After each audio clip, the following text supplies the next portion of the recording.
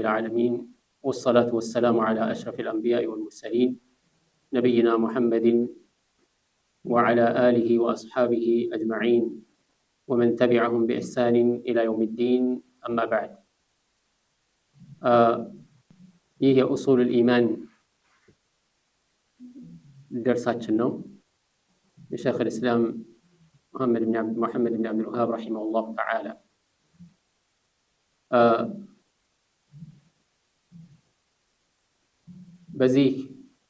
بزي كتاب ليزاري من ملكة رئيس اللوح المحفوظ من درة بيضاء لوح المحفوظ كنج لول بيرل لول يتسرى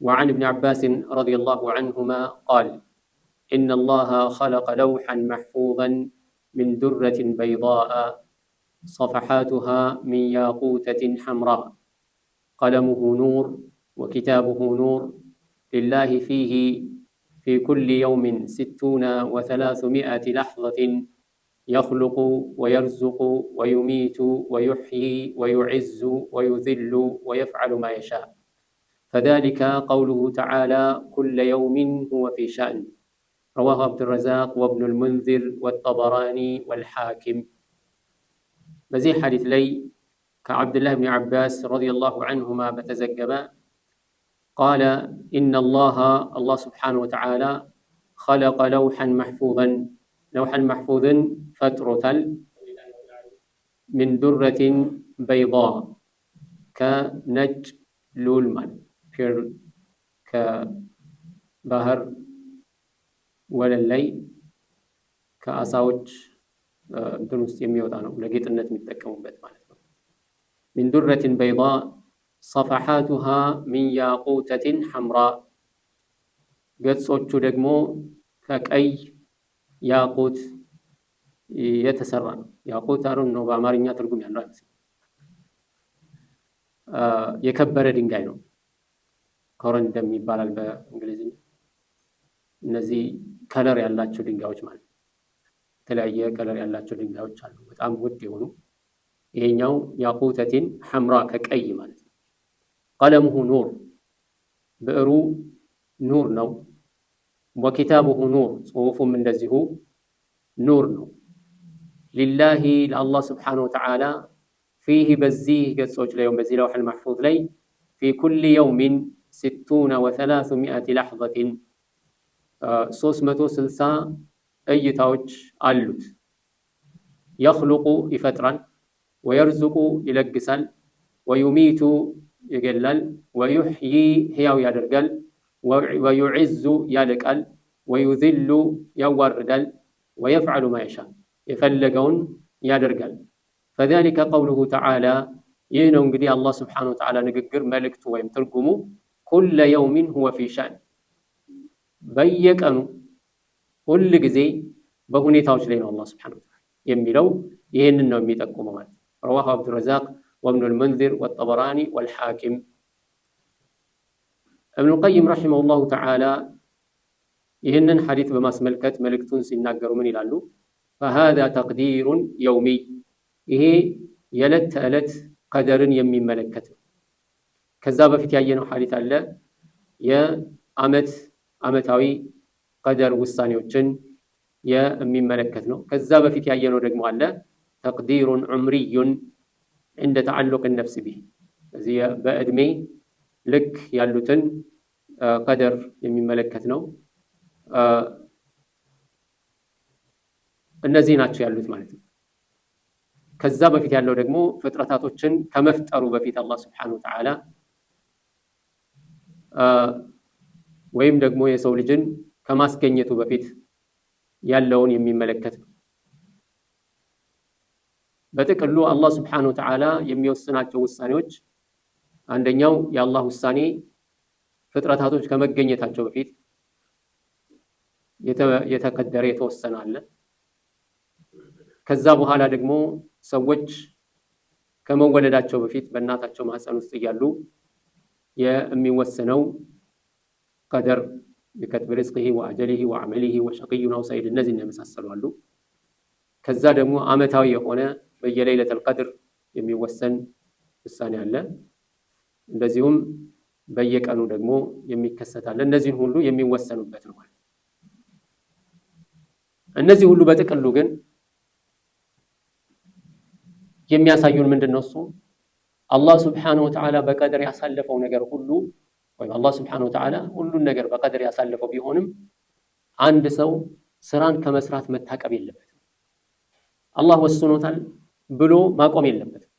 እርግጥ ነው ብዙ ሰው ወይም በጣም ጥቂት ካልሆኑ በስተቀር ወጣ ያሉ ካልሆኑ በስተቀር አብዛኛው ሰው ለዱንያው፣ ለሪዝቁ፣ ለዕለት ጉርሱ ይለፋል። አላህ ከረዘቀኝ አይቀርም ወይም አላህ የቀደረልኝ አይቀርም ብሎ ቁጭ የሚል የለም። ስለዚህ ልክ እንደዛው በዒባዳውም ላይ በዲኑም ላይ አላህ ከቀደረልኝ የለም ብሎ አይቀርም ብሎ ቁጭ ማለት የለም፣ መስራት ነው ያለበት። እዚህ በቀደር ላይ መደገፍን ሳይሆን እንደዚሁም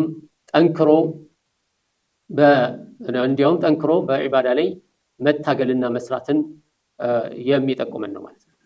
ሰሐቦች ለዚህ ነው ረዲየላሁ ዐንሁም ምን ይላሉ? ስለ ቀደር ስሰማ የባሰ እንዲያውም በመልካም ስራ ላይ እንድነሳሳ ገፋፋኝ ይላሉ። በመልካም ስራ ላይ የመነሳሳትን እድል ቀሰቀሰብኝ ስለ ቀደር፣ ስለ አላህ ውሳኔ ስሰማ። ለምን? የአላህ መልእክተኛ ነብዩ ሰለላሁ ዐለይሂ ወሰለም እንዳሉት ኢዕመሉ ኩሉም ሙየሰሩን ሊማ ኹሊቀ ለሁ፣ ስራችሁን ስሩ፣ ከስራ አትታቀቡ፣ ምክንያቱም እያንዳንዱ ሰው ለተፈጠረለት ነገር የተገራ ነው።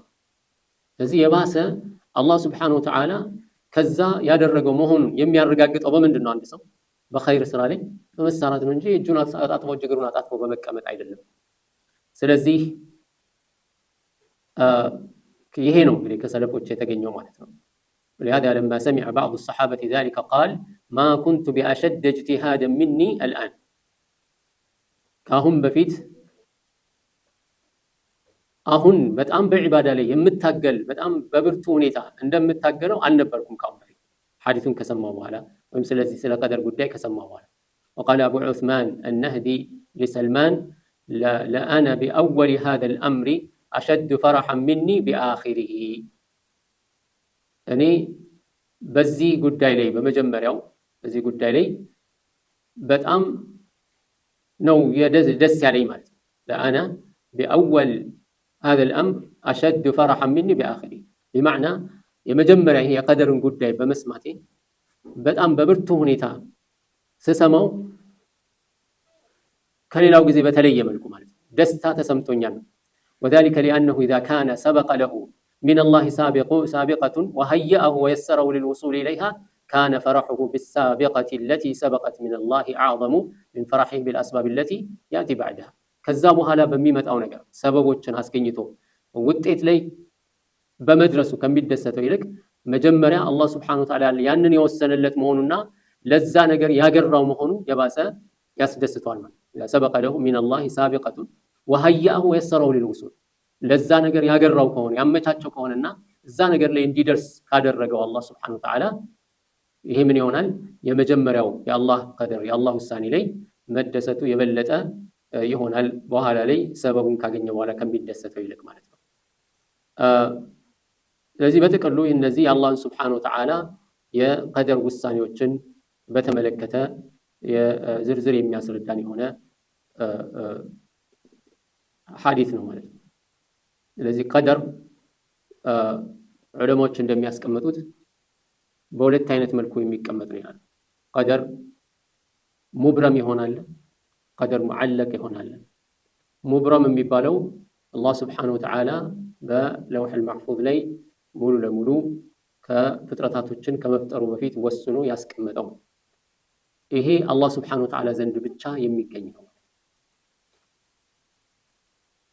ሌላው ደግሞ ሙዓለቅ የሚባለው በመላእክቶች እጅ የሚገኘው አላህ ሱብሓነሁ ወተዓላ ሲወስንለት አስባቦችን ከአስባቦች ጋር አያይዞ ያንጠለጠለው እድሜ አለ ማለት ነው። ያው ምንድነው እሱ? ለምሳሌ ሰውየው ዝምድናን ከቀጠለ አላህ ሱብሓነሁ ወተዓላ ሪዝቁን ያሰፋለት እድሜውን ይጨምርለታል የሚለው እነዚያው መላእክቶች እጅ ዘንድ ያለው እነዚህን ነገሮች ካልሰራ በዚህ እድሜ እንደሚሞት ተወስኗል ማለት ነው። እድሜው በዚህ ላይ እንደሚሆን ሪዝቁ ይሄን ያህል እንደሚሆን ተወስኗል። ከቀጠለ ግን ዝምድናን ከቀጠለ ግን ያ ሙዓለቅ የሆነው እንትን ሙዓለቅ የሆነው ሪዝቁና እድሜው እስከ ሙብረም እስከተገደበው ጠቅላላ አላህ ሱብሓነሁ ወተዓላ የወሰነው የመጨረሻው ውሳኔ ድረስ ይሄድለታል ማለት ነው። ምንድነው ይሄ ማለት ነው? ሙዓለቅ ነው፣ ከአስባብ ጋር የተያያዘ ነው። ዝምድናንም መቀጠልን የመሰለ ሌሎችም እድሜን የሚጨምሩ ወይም ደግሞ ሪዝቅን የሚያሰፉ የሆኑ እንደዚሁም ደግሞ ሌሎች አስባቦች ማለት ነው፣ ከሪዝቅ ጋር የተያዙ ከእድሜ ጋር የተያዙ እንደዚሁም ከዱዓ ጋር የተያያዙ እነዚህ ሁሉ በምን ላይ ናቸው የሚንጠለጠሉት? በሙዓለቅ በሆነው ላይ። ይህን ካደረገ ይጨመራል እስከ ሙብረም እስካለው አላህ ሱብሓነሁ ወተዓላ ዘንድ ያለው ውሳኔ ጋር እስከሚደርስ ድረስ። ካልሆነ ግን በዚሁ እድሜው የሚቆመው ከሆነ በዛው ይቆማል። ሪዝቁ የሚሰፋው ከሆነ ካልቀጠለ ወይም ያንን ሰበብ ካላስገኘ ይቋረጥበታል ማለት ነው። በዛ አይነት መልኩ ነው የሚያስቀምጡት። ወላሁ አዕለም።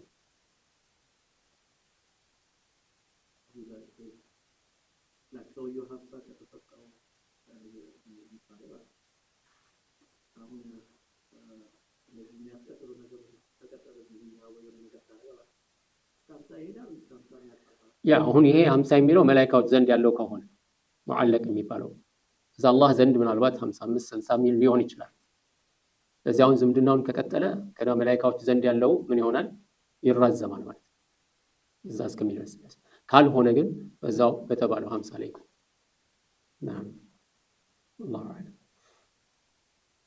بقى أنا إن شاء الله. الله تعالى أعلم، وصلى الله وسلم على نبينا محمد وعلى